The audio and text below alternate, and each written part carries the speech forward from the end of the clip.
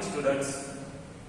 આપના સેમેસ્ટર 3 નો એક નવો subject system analysis and design એ મારે જ લેવાનો છે. આગળના સેમેસ્ટરમાં તમે કોડિંગ કરતા શીખ્યા. હવે કોડિંગને ધીમે ધીમે સિસ્ટમમાં તમારે ડેવલપ કરતા શીખવાનું છે. તો ડાયરેક્ટ તમારે સિસ્ટમ ડેવલપ થતી નથી. એના માટે તમારે સિસ્ટમને પહેલા એનાલિસિસ કરવું પડે અને પછી એનું ડિઝાઇનિંગ કરવું પડે અને એના પછીના સેમેસ્ટરમાં એટલે કે 4th યા 5th સેમેસ્ટરમાં તમારે એને આખો સોફ્ટવેર ડેવલપ કરતા શીખવાનું થશે. તો આખો આ સબ્જેક્ટ છે જે સિસ્ટમ એનાલિસિસ એન્ડ ડિઝાઇન. આ સબ્જેક્ટમાં ટોટલ 4 યુનિટ આપણે આખા સેમેસ્ટરમાં ભણવાના છે. એમાંનું ફર્સ્ટ યુનિટ જે આપણે આજથી એને સ્ટાર્ટ કરીએ. તો જોઈએ યુનિટ 1 માં આપણે શું ભણવાનું છે. પહેલો પોઈન્ટ છે આપણો introduction to system. Second point and most important for exam characteristics and elements of system. Third point types of system. Fourth system analysis and its role. Information system and categories of information system. આ question 14 marks માં તમારે પૂછાયો 100% સંભાવના છે. એટલા માટે આ question ખાસ કરવો પડશે. અને લાસ્ટ એન્ડ ફાઇનલ ક્વેશ્ચન તમારો સિસ્ટમ યુઝર. તો હવે આપણે જોઈએ introduction to system. System development is systematic process which include phases such as planning, analysis, design, deployment and maintenance. System development is systematic process. System development છે એક એવી process છે systematic process એટલે કે સ્ટેપ બાય સ્ટેપ તમારે જે process ચાલતી હોય એને આપણે સિસ્ટમેટિક પ્રોસેસ કહી શકીએ. which include નું ગુજરાતી આપણને ખ્યાલ છે કે સમાવેશ કરો. which એટલે કે જેમાં શેનો સમાવેશ થાય છે. phases such as planning, analysis, design, deployment and maintenance. એટલે કે કોઈ પણ સિસ્ટમ તમારે ક્રિએટ કરવી હોય તો એની અંદર કોનો સમાવેશ તમારે થાય. સૌથી પહેલા planning, analysis, design, deployment and maintenance. Here in this tutorial we will primarily focus on means કે આ પોઈન્ટ ની અંદર આપણે આગળ શું જોવાનું છે તો કે એક તો છે આપણો સિસ્ટમ એનાલિસિસ. એનાલિસિસ એટલે શું કે તમારે કંઈક ચેક કરવું. કોઈ પણ વ્યક્તિ હોય તો એના વિશે તમારે જોવું હોય કે શું છે ના કેવો છે તો એના વિશે તમારે એકબીજાને તમે પૂછપરછ કરો તો એને શું કર્યું કહેવાય એનાલિસિસ કર્યું કહેવાય. અને સેકન્ડ પોઈન્ટ આપણે ભણવાનો છે સિસ્ટમ ડિઝાઇન. એનાલિસિસ કર્યા પછી એ એનાલિસિસ મુજબ તમારે કેવું ડિઝાઇનિંગ હશે સોફ્ટવેરનું એ એક આગળનો પોઈન્ટ છે. હવે આપણે જોઈએ system analysis. System analysis, it is the process of collecting and interpreting facts. System analysis એ પણ એક પ્રકારની શું છે પ્રોસેસ જ છે. પણ કેવી પ્રોસેસ તો કે of collecting and interpreting fact. એ કેવી પ્રોસેસ છે તો કે collecting એટલે કે ભેગું કરવું and interpreting facts એટલે કે એકબીજા ઉપર જે આધાર રાખતા હોય અથવા તો એકબીજા સાથે જેને કનેક્શન હોય એવા facts એટલે કે તથ્યો એવી જે બધા વિચારો હોય એને ભેગા કરો. Identifying the problem. તમે જે કઈ ફેક્ટ્સ છે એને કલેક્ટ કર્યા હોય એમાંથી તમારે જો કોઈ પ્રોબ્લેમ આવતો હોય તો એને તમે આઈડેન્ટિફાઈ કરો. And decomposition of a system into its component. અને આખી જે સિસ્ટમ છે એને ડીકમ્પોઝિસ કરો એટલે કે અલગ અલગ પાર્ટ ની અંદર એને ડિસ્ટ્રીબ્યુટ કરો, વહેંચી દો આખી સિસ્ટમને. એના દરેકે દરેક કમ્પોનન્ટ સિસ્ટમના જે કંઈ પણ કમ્પોનન્ટ હોય એ કમ્પોનન્ટને ડીકમ્પોઝિશન કરો. ડીકમ્પોઝિશન કરવું એટલે કે એના અલગ અલગ નાના નાના પાર્ટ પાડવા. આગળ જોઈએ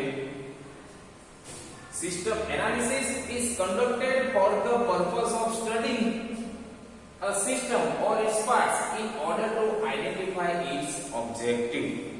શું કહે છે કે system analysis is conducted for the purpose of studying. System analysis શું કામ કરવામાં આવે છે તો કે the purpose of studying a system. સિસ્ટમને તમારે અભ્યાસ કરવાનો છે. શું કામ તો કે એનો હેતુ શું છે એ જાણવા માટે તમારે સિસ્ટમનો અભ્યાસ કરવો પડે. or its parts in order to identify its objective. એના જે કંઈ પણ હેતુને આઈડેન્ટિફાઈ કરતો હોય એવા પાર્ટ્સને તમારે શું કરવાના છે ઓળખવાના છે. આગળ જોઈએ it is a problem solving technique that improves the system and ensure that all the components of the system work efficiently to accomplish their purpose.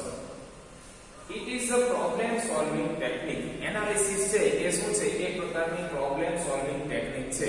એટલે કે તમે એનાલિસિસ કરો ત્યારે તમને ખબર પડે કે શું કામ પ્રોબ્લેમ આવે છે, તો એ પ્રોબ્લેમને તમારે શું કરવું પડે?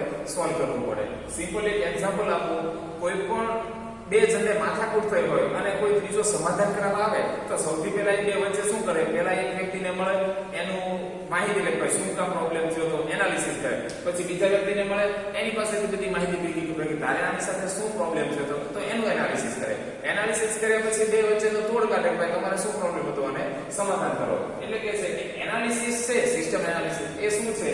તો કે it is a problem solving technique. તમારે કોઈ પણ પ્રોબ્લેમ સોલ્વ કરવો હોય તો એના માટે પહેલા તમારે એનાલિસિસ કરવું પડે. That improves. તમે એનાલિસિસ કરો એટલે તમારે શું રિઝલ્ટ મળે? તો કે ધેટ ઇમ્પ્રુવ્સ ધ સિસ્ટમ. તમારા સિસ્ટમ ની અંદર કઈ કેવું ઇમ્પ્રુવમેન્ટ આવે છે એના લીધે એનાલિસિસ કર્યા પછી. એન્ડ એન્શ્યોર ધેટ, અને તમને શું ચોક્કસ કરીને આપે છે? તો કે એન્શ્યોર ધેટ. એન્શ્યોર નું ગુજરાતી થાય ચોક્કસ કરવું. And ensure that all the components of the system work efficiently. અને તમને શું ચોક્કસ કરીને આપે છે? તો કે સિસ્ટમના જેટલા પણ કમ્પોનન્ટ છે એ બધા જ કમ્પોનન્ટ સિસ્ટમ સાથે પ્રોપરલી અસરકારક રીતે કામ કરે છે એવું તમને ચોક્કસ કરીને આપે છે. To accomplish their purpose. તમારો જે હેતુ હોય એ હેતુને પૂરો કરવા માટે સિસ્ટમ છે એ તમારું અસરકારક કામ પૂરું પાડે છે. આગળ જોઈએ. Analysis specifies what the system should do. Analysis છે આ મેઇન પોઈન્ટ છે આપણો. તો કે એનાલિસિસ શું સ્પેસિફાઈ કરીને આપે છે? તો કે what the system should do. System શું કામ કરશે એ તમને સ્પેસિફાઈ કરી આપે છે. આગળ જોઈએ.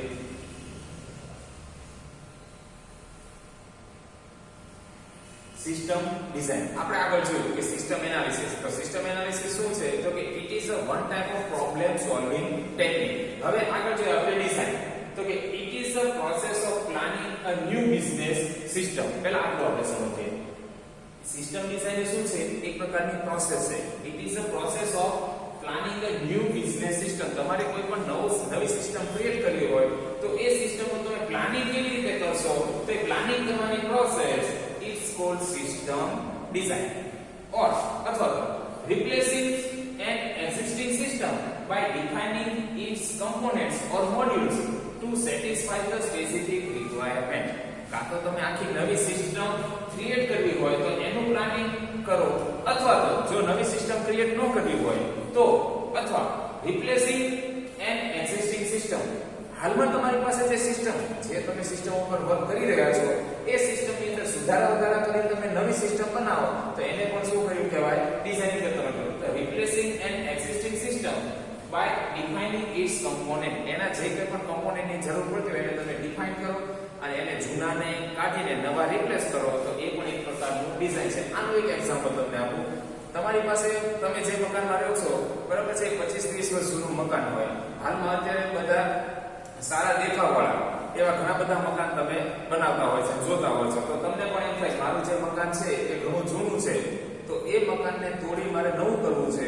તો નવું કરવાનો વિચાર તમને આવે એટલે સીધું તોડી તમે નવું બનાવવા નથી લાગતા. તો એના માટે તમે શું કરો છો? પહેલા એનાલિસિસ કરો ભાઈ શું કરવું આ મકાન માટે, કેટલું બજેટ કઢાવો છો, અને પછી એના પછી તમારું જે જૂનું મકાન છે એટલે કે રિપ્લેસિંગ એક્ઝિસ્ટિંગ સિસ્ટમ. આપણે અહીંયા એવું કહી શકીએ કે તમારું ઓલરેડી તમારું જે જૂનું મકાન છે તો એને પાડી નવું કરવું હોય તો એના માટે તમારે કોઈ એન્જિનિયર આર્કિટેક્ચર પાસે ડિઝાઇન બનાવડાવવી પડે. તો એ જ વસ્તુ આ છે અહીંયા design. Before planning you need to understand the old system.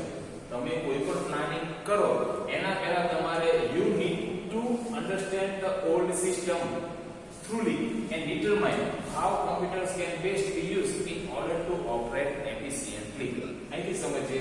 You need to understand the old system. તમે કોઈ પણ પ્લાનિંગ કરો એના પહેલા તમારે જૂની જે તમારી સિસ્ટમ હોય એને પૂરેપૂરી સમજવી પડે. હવે તમને તમારી જૂની સિસ્ટમ જ ખબર ન હોય અને તમે નવું કરવા માંગો તમને આઈડિયા ન આવે. ફોર એક્ઝામ્પલ તમારે મકાનમાં જૂના મકાનમાં રહો છો તો તમારે માનો કે વોશ બેસિનની જરૂર પડતી હોય, હાલમાં તમારી પાસે નથી, તો એ તમને ખ્યાલ હોય કે આ જગ્યાએ મારે વોશ બેસિન મૂકવું છે. તો ક્યારે ખબર પડે તમને? તમારે જૂના મકાનમાં નથી અને તમે અભ્યાસ કર્યો કે મારે શેની જરૂરિયાત છે. એટલે કે છે તમે સૌથી પહેલા તમારી જે જૂની સિસ્ટમ હોય એને સમજો. કેવી? આમ ઉપરથી લઈને થ્રુલી એટલે કે આખી સિસ્ટમ પહેલા સમજો એન્ડ ડિટરમાઇન એટલે નક્કી કરવું. Determine how computers can best be used in order to operate efficiently. અને પછી નક્કી કરો કે how computers can be best be used in order to operate efficiently. તમારે કોઈ પણ કામ અસરકારક રીતે કઢાવવા માટે તમારું કોમ્પ્યુટર તમને કેવી રીતે સારામાં સારો ઉપયોગમાં આવી શકે એમ છે એ તમારે શું કરવાનું છે, નક્કી કરવાનું છે. એ નક્કી કર્યા પછી તમે નવી સિસ્ટમ માટેનું ડિઝાઇનિંગ કરી શકો છો. આગળ જોઈએ system design focus on. System design main શેના પર ફોકસ કરે છે તો કે how to accomplish the objective of the system.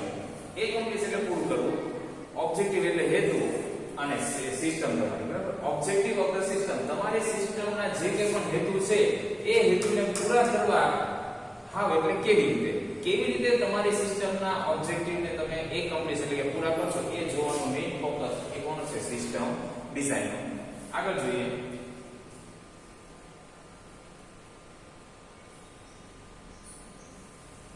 હવે છે આપણો પહેલો point unit introduction to system. The word system is derived from Greek word systema. આપણો જે સિસ્ટમ નામનો જે વર્ડ આ જે સિસ્ટમ આ જે શબ્દ છે એ ક્યાંથી ઉદ્ભવ્યો છે તો કે ગ્રીક વર્ડ સિસ્ટમા નામનો જે ગ્રીક વર્ડ છે ત્યાંથી તમારો સિસ્ટમ નામનો વર્ડ છે એ ઉદ્ભવ્યો છે. which means એનો મીનિંગ શું થાય, which means an organized relationship between any set of components to achieve some common cause or objective. આ જે સિસ્ટમ નો મીનિંગ શું છે તો કે which means an organized relationship. તમારે જે કે પણ કમ્પોનન્ટ વચ્ચે જે રિલેશનશિપ હોય રિલેશનશિપ ને તમે કેવી રીતે ઓર્ગેનાઇઝ કરશો એકબીજાને. any set of component to achieve some common cause or objective. તમારા અલગ કમ્પોનન્ટ હોય એ કમ્પોનન્ટ પાસેથી તમારે કોઈ પણ તમારા હેતુને એચીવ મેળવવા માટે એ તમારા કમ્પોનન્ટ્સ વચ્ચેની રિલેશનશિપને કેવી રીતે ઓર્ગેનાઇઝ કરશો એ જ તમારી શું છે, સિસ્ટમ કહેવાય. આગળ A system is an orderly grouping of interdependent components linked together according to a plan to achieve a specific goal. A system is an orderly grouping of interdependent components. System છે એ કેવી રીતે group એટલે કે ભેગી કરેલી હોય છે તો કે ઓર્ડરલી ગ્રુપિંગ ઓફ ઇન્ટરડિપેન્ડન્ટ કમ્પોનન્ટ. એકબીજા ઉપર જે આધાર રાખતા હોય કમ્પોનન્ટ એવા કમ્પોનન્ટ તમે ભેગા કરો એને ગ્રુપ કર્યું કહેવાય. અને એ રીતે એને ઓર્ડર એટલે કે એ રીતે એની ગોઠવણ કરેલી હોય છે. લિંક ટુગેધર એકબીજા સાથે કેવા થયેલા હોય છે, જોડાયેલા હોય છે. According to a plan to achieve a specific goal. આને તમને જે ઈચ્છા થાય એમ તમે કમ્પોનન્ટ કનેક્ટ કરી શકતા નથી. તમારા પ્લાન મુજબ તમારા હેતુને એચીવ એટલે કે મેળવવા માટે તમારા જે કમ્પોનન્ટ છે એ જે એકબીજા ઉપર આધાર રાખતા હોય એવા જ કમ્પોનન્ટને વ્યવસ્થિત રીતે તમે લિંક કરો એ જ તમારી શું છે, સિસ્ટમ છે. For example traffic management system. તમે જુઓ ખાસ મોટા સિટીની અંદર ટ્રાફિક મેનેજમેન્ટ સિસ્ટમ હોય છે એટલે કે ચાર રસ્તા આવે ત્યાં ટ્રાફિક મેનેજમેન્ટ થાય. પહેલા લેફ્ટ સાઈડ વાળા પછી રાઈટ સાઈડ વાળા અપ અને ડાઉન એ રીતે બધાને વન બાય વન જવા માટેની જે લાઈન થતી હોય છે.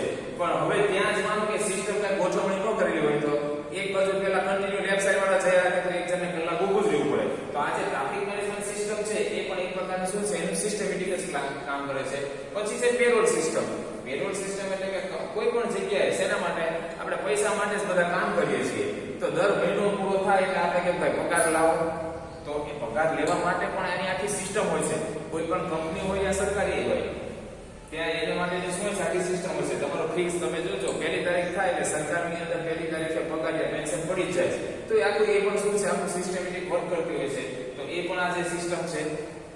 પછી આગળ છે ઓટોમેટિક લાઇબ્રેરી સિસ્ટમ અને આગળ છે હ્યુમન રિસોર્સ ઇન્ફોર્મેશન સિસ્ટમ. આગળ જોઈએ આ બધા જે સિસ્ટમના એક્ઝામ્પલ આપેલા છે. મેઇન પોઈન્ટ એક્ઝામની અંદર 7 માર્ક્સ નો ક્વેશ્ચન 99.99% આવશે. કેરેક્ટરિસ્ટિક્સ ઓફ સિસ્ટમ ખાસ યાદ રાખજો. એક્ઝામમાં આવી રીતે ક્વેશ્ચન પૂછાય છે what is system and explain its characteristics. ફરીવાર કહું છું what is system and explain its characteristics.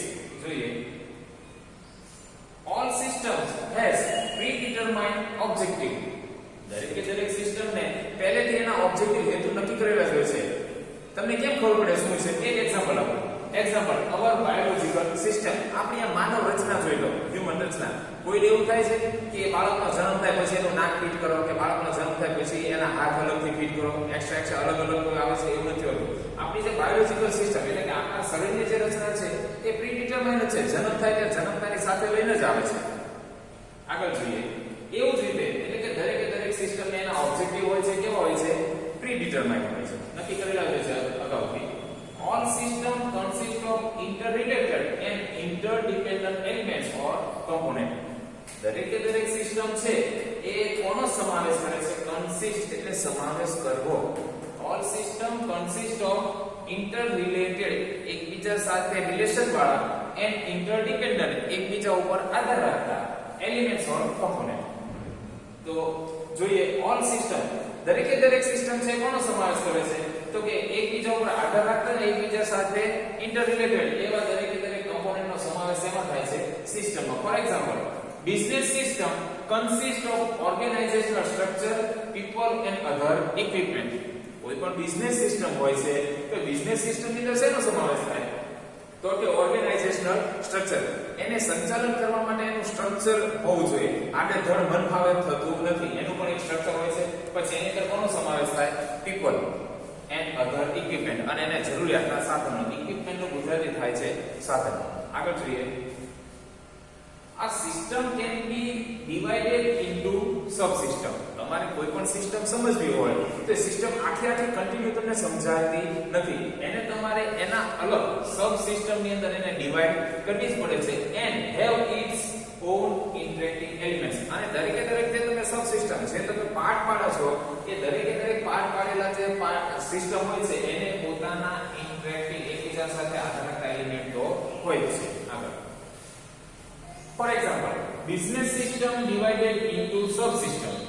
માની લો એક એક્ઝામ્પલ આપું છું કે તમારી કોઈ પણ એક બિઝનેસ સિસ્ટમ છે એને તમે તમારી સબસિસ્ટમ ની અંદર ડિવાઇડ કરો છો. કેવી સબસિસ્ટમ? તો કે પ્રોડક્શન, ઉત્પાદન કરવું, માર્કેટિંગ. ઉત્પાદન થયા પછી એમનો વેચાઈ નથી જતું. અત્યારે તો ખાસ તમે જો માર્કેટિંગ નો જમાનો છે. બોલે એના મોર વેચાય. જે કહેવત છે એ માર્કેટિંગ ને સાબિત કરે છે. એકાઉન્ટિંગ મેઈન વસ્તુ છે. માર્કેટિંગ કરો ગમે તે કરો, પૈસાનો વહીવટ આવતો એટલે એકાઉન્ટિંગ આવે છે. And finance. એકાઉન્ટિંગ એમ ન થાય, પૈસા વગર કોઈ પણ વસ્તુ થતી નથી. તો આ દરેક એક્ઝામ્પલ છે એ તમારી બિઝનેસ સિસ્ટમ છે એને સબ સિસ્ટમમાં ડિવાઇડ કરો છો તો એના એક્ઝામ્પલ છે. આગળ જોઈએ. The subsystem can also further divided into subdivided. તમારી જે સબસિસ્ટમ છે હજી એમાં જરૂર પડે તો ફરીવાર તમે એને બીજી એક સબસિસ્ટમમાં પણ ડિવાઇડ કરી શકો છો. એનું પણ એક્ઝામ્પલ જોઈએ. Accounting subsystem contains inventory control and payroll. હવે આપણે અહીંયા જોયું કે એકાઉન્ટિંગ આ તમારી એક સબસિસ્ટમ છે એકાઉન્ટિંગ. તો એના પણ હજી બે પાર્ટ પડે છે. કેવા પાર્ટ? તો કે ઇન્વેન્ટરી કંટ્રોલ. ઇન્વેન્ટરી એનું ગુજરાતી થાય યાદી બનાવી. આપણે નથી બજારમાં જવું હોય, ઘરેથી ઓર્ડર આવે કે ભાઈ શાકભાજી લેતા આવજો એટલે યાદી આપી દે કે ભાઈ 500 રીંગણા, દૂધી, મરચાં, ટમેટા, કોબી જે લેવું હોય તો એની તમે જે કાગળમાં લખીને જાવ છો એને યાદી કહેવાય. તો તમારે એનું જે કંટ્રોલિંગ કરો એ પણ તમારા એકાઉન્ટ ડિપાર્ટમેન્ટમાં આવે છે. અને બીજું પગાર કે જેના માટે આપણે બધા મથીએ છીએ અત્યારે. આગળ આ સિસ્ટમ હેવ ઇન્ટરડિપેન્ડન્સ. સિમ્પલ વસ્તુ છે. સિસ્ટમ છે એ કોઈ એક વ્યક્તિ પોતાની રીતે કામ કરતો નથી. એ શું છે? ઇન્ટરડિપેન્ડન્સ. એકબીજા ઉપર આધાર રાખે છે. આગળ example one component need another component to perform specific function.